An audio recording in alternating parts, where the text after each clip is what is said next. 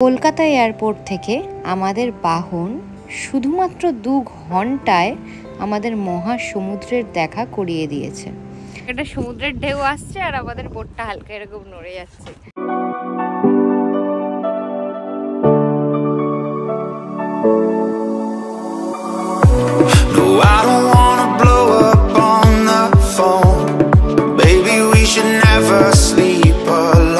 যাচ্ছি না কারণ আমরা নিতে পারছি না এতটা। তো এই যে রুমটা দেখছো, এই রুমে বডিগুলো পড়তো আর বডিগুলো এখান থেকে রিকভার করা হতো, দিয়ে আন্দামানের সিতে ফেলে দেওয়া হতো। মিক্সড ফিলিংস নিয়ে ব্লগটা এন্ড করছি। সবসময় একটা আনন্দের সাথে ব্লগটা এন্ড করি, বাট আজকে একটা মানে দুঃখ হচ্ছে, মানে যে বলে বোঝাতে পারবো না। লাইভ সাউন্ড শো যারা দেখেছে তারা জানে। হেই everyone, welcome back to my channel. আবার একটা নতুন ব্লগের সাথে চলে এসেছি। অনেকদিন পর এসেছি, এর জন্যই তো এখন পরপর ব্লগ দেবো। তো চলো আর দেরি কিসের, ব্লগটা স্টার্ট করি, সিরিজটা স্টার্ট করি। তো ভোরবেলার ফ্লাইট একটু তো টাফ হবে, ঘুম থেকে ওঠা অ্যান্ড অল। এখন বাজে 3:30। এখন আমরা রেডি হয়ে গেছি, আমরা এখন এয়ারপোর্টের উদ্দেশ্যে বেরিয়ে যাবো। আজকে পৌঁছে যাব মাত্র 2 ঘন্টার মধ্যে পোর্ট ব্লেয়ার। তো ওখানে গিয়ে আবার বাকিটা কমপ্লিট করছি। চলো, আমরা কলকাতা এয়ারপোর্টে চলে এসেছি। আর এখানে যেটা তোমাদের দেখানো, এখানে নতুন ক্যাফে খুলেছে, সেখানে আর কি মানে আমরা জেনারেল ভাবি কি এয়ারপোর্টে সব কিছুর অনেক দাম বেশি। এখানে মানে অ্যামাউন্টগুলো তোমাদের দেখাবো, মোটামুটি ভালোই রিজনেবল। এটা হচ্ছে দেখো উড়ান যাত্রী ক্যাফে। এখানে দেখো পার্টিকুলার জল চলে গেল, জল 10 টাকা, টি 10 টাকা না 20 টাকা দেখালো। আর এখানে দেখো সিঙ্গারা আছে, সিঙ্গারা হচ্ছে 20 টাকা, আর গোলাপ জামুন 20 টাকা, ভালোই বড়। ওয়াটার বোতল 10 টাকা, কফি 20 টাকা। তো এখান থেকে অবশ্যই জলের বোতল মানে 10 টাকাই। হ্যাঁ, 10 টাকা জলের বোতল 110 টাকা না, 10 টাকা। হ্যাঁ, তো এখান থেকে কিন্তু অবশ্যই খেও, ঠিক আছে? এটা কোন গেটের সামনে বলো তো? এটা গেট নাম্বার 1 এর এই দিক দিয়ে এলে পেয়ে যাবে। আমাদের সব কিছু সিকিউরিটি চেক ইন যা ফর্মালিটিস আছে সব কমপ্লিট হয়ে গেছে। এখন আমরা ভেল্লার মতন ঘুরে বেড়াচ্ছি এয়ারপোর্টে, কারণ এখন বাজে 4:50 আর আমাদের ফ্লাইট 5:40। চাইলেই ঘুমিয়ে নেওয়া যায়, বাট জানি না ঘুমাবো কিনা। কিন্তু কালকে একদম সলিড ঘুম হয়েছে আমার, একদম সকালে উঠেছি সুন্দর ফ্রেশ হয়ে চলে এসেছি, তাই অতটা প্রবলেম হয় না। নাহলে জেনারেলি ঘুম না হলে না আমার মাথার এই জায়গাটা পুরো ব্যথা করতে থাকে, সারাদিন আমার খারাপ যায়, তাই ঘুমটা আমার দরকার। আমি একটা ভিডিও করলাম, যেটা দেখলাম এখনো রেকর্ডই হয়নি। এনিওয়েজ জনতাবার এরকম মাঝে মাঝে করে, জনতাবার রেকর্ড বাটনটা ক্লিক না করে পুরো ভিডিও রেকর্ড করে যাওয়ার পরে আবার মনে হয় যে দেখে নিই একবার, টেলিকাস্ট তখন গিয়ে দেখে যে ক্লিক করেনি। তো যেটা বলছিলাম, আমরা উঠে গেছি ফ্লাইটে, আর ফ্লাইট 30 মিনিটের মধ্যে মানে ছেড়েও দেবে। কিন্তু প্রণয়ের একটা জিনিস, ভালো জিনিস আমাকে এই ভিডিওতে বলতে যাবে, সেটা হচ্ছে প্রণয় অলওয়েজ প্রেফার করে বউকে উইন্ডো সিট দেওয়ার জন্য, তাই না প্রণয়? কাজ যদি উইন্ডোটা খোলা যেত, বাইরে ফেলে কিন্তু সেই প্ল্যানটা সাকসেসফুল হবে না কোনোদিনই, কারণ প্লেনের জানলা খোলা যায় না। আর আমি বাইরে পড়বো না, তোমার লাইফে একদম বেতাল বিক্রম বেতাল। কলকাতা এয়ারপোর্ট থেকে আমাদের বাহন শুধুমাত্র 2 ঘন্টায় আমাদের মহাসমুদ্রের দেখা করিয়ে দিয়েছে। এই দেখো দূরে আন্দামান নিকোবর আইল্যান্ড দেখা যাচ্ছে, পুরো অগাধ নীল সমুদ্র আর মাঝখানে আইল্যান্ড। বিশ্বাস করো, এর আগে বরফে ঢাকা পাহাড় দেখেছি এরোপ্লেন থেকে, বাট এই নীল সমুদ্র প্রথমবার দেখলাম, যা বর্ণনা করা যায় না, প্রচণ্ড ভালো লাগে। আস্তে আস্তে আমরা আইল্যান্ডের আরও কাছে যেতে থাকলাম। প্রায় 572টি দ্বীপ নিয়ে আন্দামান নিকোবর দ্বীপপুঞ্জ গঠন হয়েছে, কিন্তু তার মধ্যে 38টি দ্বীপেই মাত্র মানুষ বসবাস করে। আর এই 38টি দ্বীপের মধ্যেই কিছু দ্বীপ আমরা এই সিরিজে, আন্দামান সিরিজে তোমাদের দেখাবো। আন্দামানে আন্ডার ওয়াটার অ্যাক্টিভিটিস কিন্তু ভীষণ ফেমাস, তো আমরা প্রায় সবকটাই ট্রাই করব, ইচ্ছে আছে, আর তোমাদের সেই ভিডিও ক্লিপ অবশ্যই দেখাবো। আমরা নেমে পড়েছি পোর্ট ব্লেয়ার, আর খুব খিদে পেয়েছে যেহেতু সকালে কিছু খাইনি, শুধু ওই চা খেয়েছি। এইটা হচ্ছে পোর্ট ব্লেয়ার এয়ারপোর্ট। তো আমরা তো বুক করে এসেছি ট্রাভেল এজেন্সি, পরে সব তোমাদের দিয়ে দেবো, বাট এখানে কিন্তু এসেও তুমি ট্রাভেল এজেন্সি বুক করতে পারো। ও একদম এয়ারপোর্টের সামনেই দাঁড়িয়ে আছে। হোটেলে চেক ইন করে নিয়েছি, যে রিসেপশন, আর আমাদের হোটেলের নাম আমগ্রোভ ইকো রিসর্ট। তো আমরা পেয়ে গেছি, আমাদের এটা দিয়েছে ওয়েলকাম ড্রিঙ্ক, ডাব দিয়েছে, আমাকে বড় দিয়েছিল। তুমি দেখতেও তো বড় সরো না, তার জন্য। আর একটা জিনিস বলার আছে, আমি গোটা আন্দামানে যতগুলো হোটেলে থাকবো, যেখানে যেখানে থাকছি, সব কটা হোটেলের ডেসক্রিপশন সহ কি কি ওখানে সুবিধা পাচ্ছি, কি নাম বা কীরকম আশয় বিষয় সব সম্পর্কে একটা আলাদা ভিডিও বানাবো। তো ওখান থেকে দেখে তোমরা যারা প্ল্যান করছো, তোমরা বুঝতে পেরে যাবে পোর্ট ব্লেয়ারে কোথায় থাকতে হবে, দিয়ে হ্যাভলকে কোথায়, নীল আইল্যান্ডে কোথায়, একটা আইডিয়া পেয়ে যাবে। তাই এই ভিডিওতে আমি সেই ক্লিপসগুলো ইনক্লুড করব না, মানে ধরো রুম কীরকম, আদারওয়াইজ যা ফেসিলিটি দিচ্ছে ওগুলোর জন্য ওই ভিডিওটা তোমাদের দেখতে হবে। আর আজকের ইটিনারি হচ্ছে গিয়ে আমরা এখন আপাতত রেস্ট করব, দিয়ে হয়তো বিকেলের দিকে বেরোবো। তো সেলুলার জেল তো কমন, সেলুলার জেল, আর হচ্ছে গিয়ে হয়তো করভিনস কভ বিচে যাব। তো যা যা করছি না করছি দেখাবো তোমাদের, চলো। তো আমরা রুমে চেক ইন করেই চলে এসেছি ব্রেকফাস্ট করতে। ব্রেকফাস্টে আছে পরোটা, আলুর তরকারি, মিষ্টি, আর একটা জিনিস আসছে সেটা হচ্ছে ডিমের অমলেট। তখন তো ব্রেকফাস্ট করলাম দেখলে, এসে আমরা একটা চরম রেস্ট নিয়েছি, মোটামুটি ঘুমিয়ে নিয়েছি হালকার ওপর 30 মিনিট 1 ঘন্টা। কিন্তু তোমাদের রুমটা দেখানো হয়নি, রুমটা একবার জাস্ট শো করে দিচ্ছি, চলো। রুমটা অগোছালো রয়েছে কারণ আমরা best part of the room, চন্দ্রবাকে স্পেশাল কোলবালিশ দিয়েছে। আমি কোলবালিশ ছাড়া আমি ঘুমাতে পারি না, তাই ওর ব্যাগটাকেই মুড়িয়ে কোলবালিশ বানিয়েছি।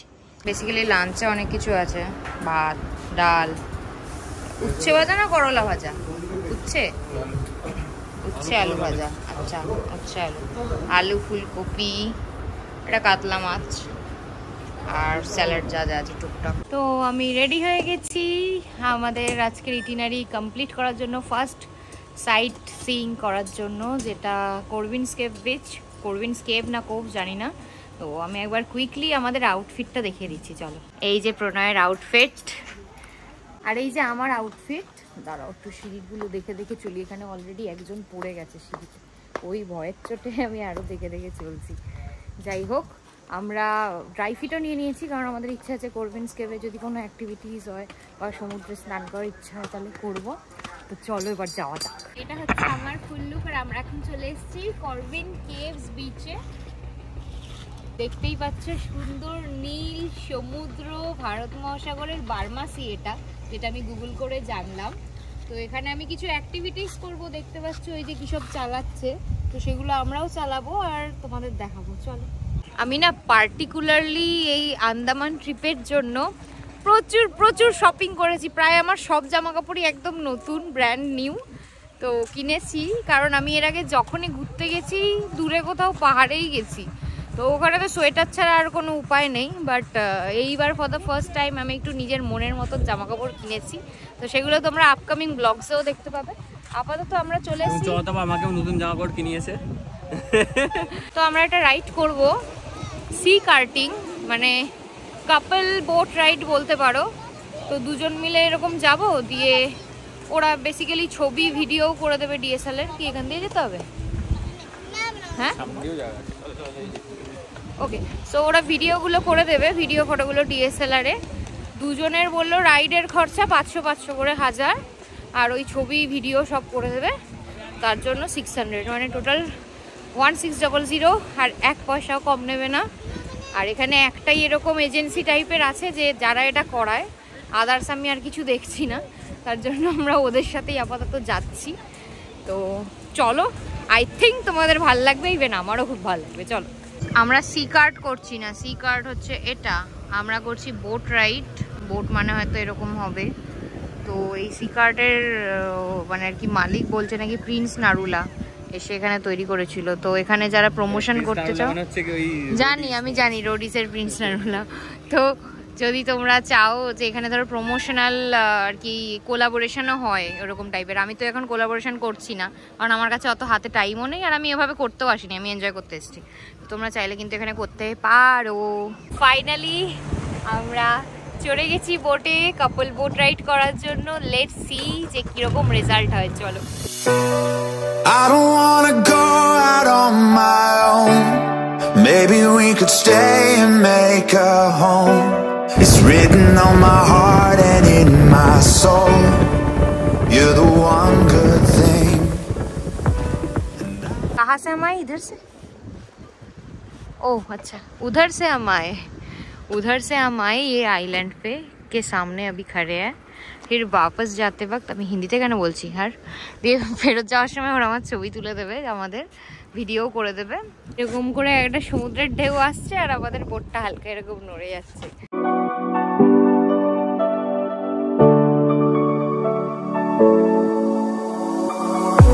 No, I don't wanna blow up on the phone. Baby, we should never sleep alone. This isn't how we used to speak so cold.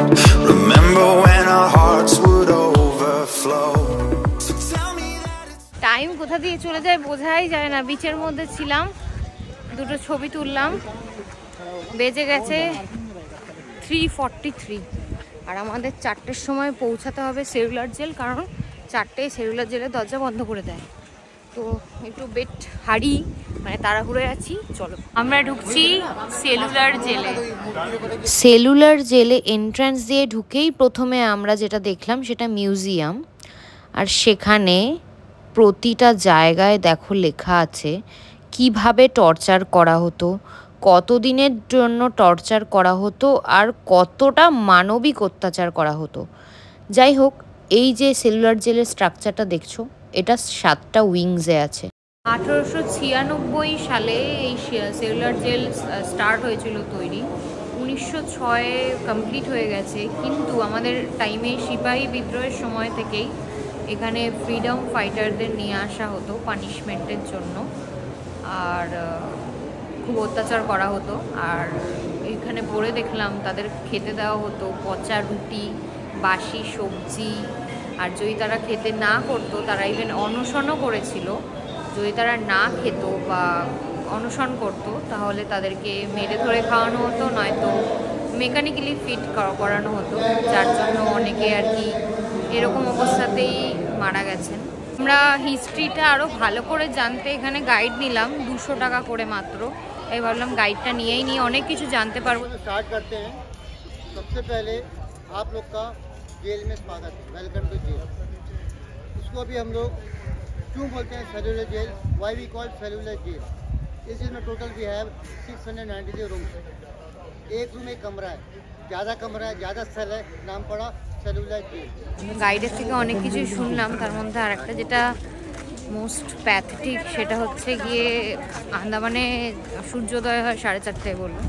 তো 4:30 থেকে গোটা 24 ঘন্টার মধ্যে যাদেরকে নিয়ে আসতো ফ্রিডম ফাইটারদের, ওদের কীভাবে টর্চার করতো। মাত্র 3 বার টয়লেট করতে পারবে, তার থেকে বেশি টয়লেট করতে দেবে না। আর জল তেষ্টা পেলেও খেতে দেবে না, ওই টয়লেটটাকেই জল হিসেবে খেতে হবে ওদের। Punishment area. British required 30 pound oil per day निकालना है, तेल नहीं करेंगे तो मार खाना पड़ेगा। ওরা যেভাবে পানিশ করতো, যেই পোর্শনে ওরা টর্চার করতো, সেই পোর্শনে টর্চার করার একটাই মানে, কারণ এই পোর্শনে টর্চার করলে না বসতে পারবে, না শুতে পারবে, না টয়লেট যেতে পারবে, না ঘুমাতে পারবে। মানে কীরকম প্যাথেটিক অবস্থা জাস্ট ভাবো। এখানে যাদের ফাঁসি হয়, ফাঁসি হওয়ার আগে এখানে নাকি পূজা পাঠ করতো। আর একদিনে 3 জন, মানে এক টাইমে 1 টাইমে 3 জনকে ফাঁসি দিত। যাদের ডেথ সেন্টেন্স হতো, মানে যাদের মৃত্যুদণ্ড দেওয়া হতো, তাদেরকে যেই ঘরটার মধ্যে রাখা হতো সেই ঘরটা আমরা দেখতে যাচ্ছি এখন। রুমটা একটু দেখতে যাচ্ছি। ও গড, কি কালো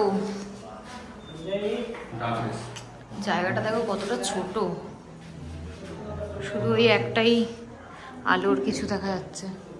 এখানে তালা দেওয়ার টেকনিকটা দেখো, তালা তো অলরেডি গাইড বললো যে 5 কিলোর তালা দিত। এই যে মানে এখান দিয়ে আটকে এইখানে যাতে। আর আরেকটা জিনিস আমি শুনেছি যে তালা দেওয়ার পর চাবি আসামিদের কাছেই দিয়ে দেওয়া হতো, মানে ফ্রিডম ফাইটারদের কাছে দিয়ে দেওয়া হতো। তো ওরা আবার কি করতো, সকালে এসে ওদের কাছ থেকেই চাবি নিয়ে এটা খুলতো, কারণ ওদের কাছে চাবি থাকলেও ওরা কখনোই এটা খুলতে পারবে না, কারণ এই টেকনিকটার জন্য। শুধু ফিজিক্যাল টর্চার করতো না, মেন্টালিও প্রচণ্ড টর্চার করতো। মানে সত্যি, মানে ব্রিটিশ আমলের এক একটা কথা শুনলে তোমার নিজের মানে রাগ হবে, আর কিছুই না। এটা হচ্ছে ফাঁসি ঘর। এই রশ্মিগুলো বললো নতুন লাগানো আছে, কিন্তু ভেতরে লোহার রড, দেখো হ্যাঁ লোহার রড আছে। হ্যাঁ এগুলো আসল, এগুলো ইউজ করা হতো যাতে খুব সহজে স্পাইনাল কর্ড ভেঙে যায়। একসাথে তিনজনকে।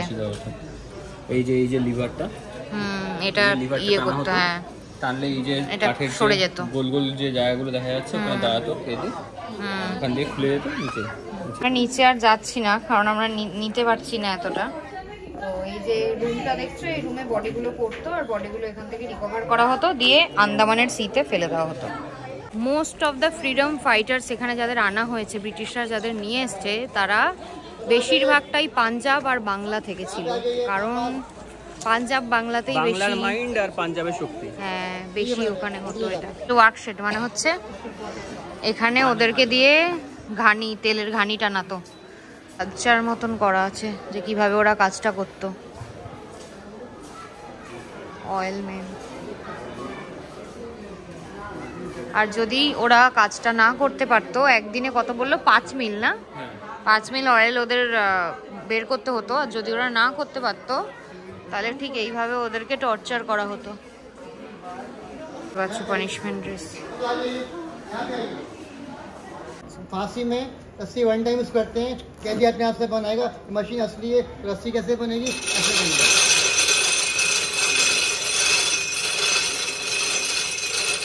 रस्सी बनती जाएगी और मोटी मोटी ऐसे मशीन हो जाएगी। সেলুলার জেলের রেপ্লিকা, হ্যাঁ 7টা উইং আছে, মাঝখানে টাওয়ার আছে। আর উইংগুলো যেটা বলেছে উনি অলরেডি এরকমভাবে কানেক্টেড যে এইটার ব্যাক হবে, এটা যদি ব্যাক হয়, ওটা যদি ব্যাক হয়, তাহলে জানলা থাকলে ওখানে দরজা থাকবে, মানে কেউ কাউকে দেখতে পারবে না। এই দেখো এখান দিয়ে দেখতে পাচ্ছ, এটা জানলা কিন্তু এটা দরজা, কেউ কাউকে দেখতে পাবে না, কন্ট্যাক্ট করতে পারবে না, কিচ্ছু করতে পারবে না। এই 7টা উইংসের মধ্যে এখন শুধু 3টে উইংসই আছে, বাকি 4টে মেডিকেলের জন্য দিয়ে দেওয়া হয়েছে, হসপিটাল হয়েছে ওখানে। এই ফ্লোরে স্ট্যান্ডিং পানিশমেন্ট হতো, শুধু এই ফ্লোরেই এটা আছে। এই হুকগুলোর মধ্যে হাত ঝুলিয়ে রাখতো আর এখানটা ঘাটটা ঝুলিয়ে রাখতো, হ্যাঁ দাঁড়িয়ে থাকতো। আন্দামানে নো ক্রাইম, কেননা কি আন্দামানে ক্রাইম করলে ক্রিমিনালরা আজ জেলে আসবে আইদার, আর নয়তো পালাবেটা কোথায়। চারিদিকে শুধু নীল সমুদ্র আর হিংস্র উপজাতি, যাদের হাতে পড়লে তোমাকে মেরে খেয়ে ফেলবে। তো পালানোর কোনো জায়গা নেই, এর জন্যই ব্রিটিশরা এই আন্দামান জায়গাটাতে সেলুলার জেল তৈরি করার পরিকল্পনা করেছিল। আমরা এখন যাচ্ছি বীর সাভারকারের সেলে, মানে যেখানে বীর সাভারকার 1911 থেকে 1921 অব্দি ছিলেন, অ্যাজ এ ফ্রিডম ফাইটার বন্দি ছিলেন, ব্রিটিশরা বন্দি করে নিয়ে এসেছিল। বিনায়ক দামোদর সাভারকার 1911 থেকে 1921 অব্দি ওয়াজ ইমপ্রিজন্ড হেয়ার ইন দিস সেল।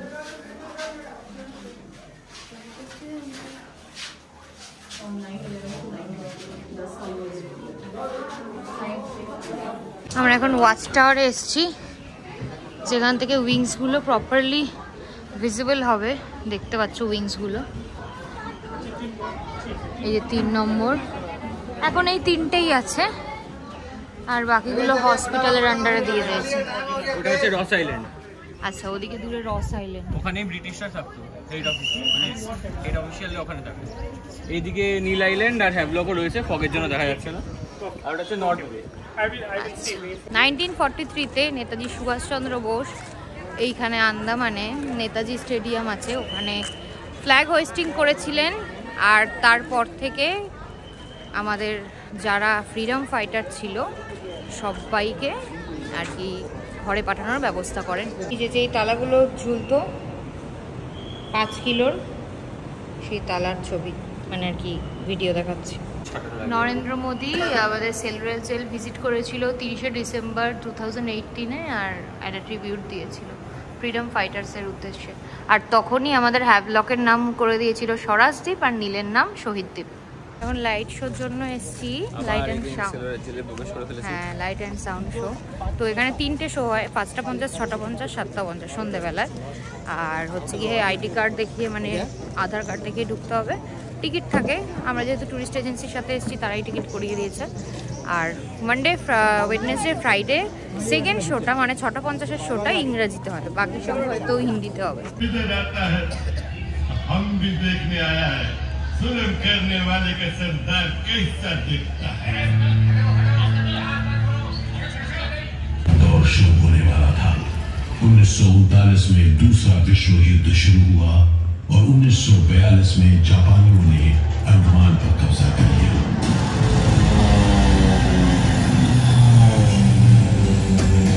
এই যে বট গাছটা দেখতে পাচ্ছ, এই বট গাছটা নাকি যখন থেকে জেল তৈরি হয়েছে তখন থেকে এই বট গাছটা এখানেই আছে, তার আগে থেকে আছে।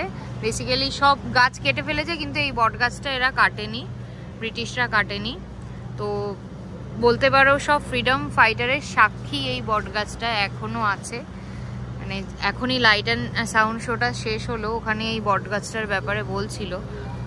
তো খুব দুঃখ লাগলো, আর প্লাস দেখে বাঙালি হিসেবে গর্বিত বোধও করলাম, ভাল লাগলো বেশ। লাইট অ্যান্ড সাউন্ড শোতে বেশি ক্লিপস নিইনি, কারণ এটা অলরেডি বলে দিয়েছিল বারণ আছে, তাও সবাই তুলছিল বলে আমি একটা দুটো ক্লিপস নিলাম। পুরো একদম স্টোরিটা দেখালো, কিভাবে জেল তৈরি হয়েছে, কিভাবে অত্যাচার করতো, তারপরে বীর সাভারকর স্টোরি, মানে সবটাই দেখালো। আমরা আবার ব্যাক টু এখন হোটেল চলে যাব। আজকের মতন এইটুকুনি ছিল সাইট সিন করার, মানে যা অ্যাক্টিভিটিস ছিল। এবার হোটেলে গিয়ে হয়তো সন্ধ্যাবেলার স্ন্যাক্স ফ্যাক্স দেবে, তারপরে রাতের ডিনার দেবে, দিয়ে কালকে আবার নেক্সট ডের প্ল্যান। তো সেটার জন্য নেক্সট ব্লগের ওয়েট করতে হবে। আজকের ব্লগটা এখানেই শেষ করছি, একটা মিক্সড ফিলিংস নিয়ে ব্লগটা এন্ড করছি। সবসময় একটা আনন্দের সাথে ব্লগটা এন্ড করি, বাট আজকে একটা মানে দুঃখ হচ্ছে, মানে যে বলে বোঝাতে পারবো না। লাইট সাউন্ড শো যারা দেখেছে তারা জানে, মানে দেখার পর একটা 30-35 মিনিটের একটা শো হয়, তো তারপরে মনের কি অবস্থা সেটা তারাই জানে। তো ঠিক আছে, চলো ব্লগটা এখানেই এন্ড করছি। ব্লগ ভালো লাগলে please like, comment, share, subscribe করে দিও। আবার নতুন আন্দামান ব্লগের জন্য রেডি রাখো, খুব তাড়াতাড়ি আসছে।